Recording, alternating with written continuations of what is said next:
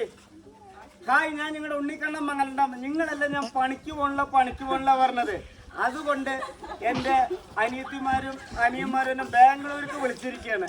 ഞാനാകെ 4ാം class വരെ പോയിട്ടുള്ളൂ. ഇന്ന് വരെ എനിക്കൊരു കോളേജ് കാണാൻ പറ്റില്ല. അങ്ങനെ എനിക്ക് കോളേജ് കാണാൻ വേണ്ടി എൻ്റെ അനിയന്മാരും അനിയത്തിമാരും എന്നെ വിളിച്ചിരിക്കുകയാണ്. അപ്പോൾ ജീവിതത്തിൽ ആരെങ്കിലും വിഷമോ കഷ്ടപ്പാടോ ഞങ്ങൾ അത്രയും കരയാണെങ്കിൽ ആ സങ്കടം അത്രയും വിഷമിച്ച് ദൈവത്തിനെ വിളിക്കുക.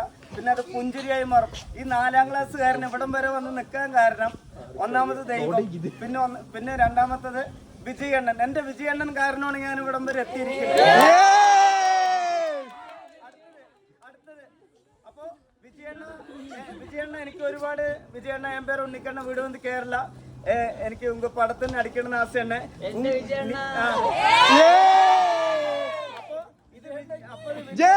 ഇത് വിജയണ്ണൻ കാരണമാണ് എനിക്ക് ഇത്രയും ഒരു ഇവിടം വരെ എത്താൻ പറ്റിയത്.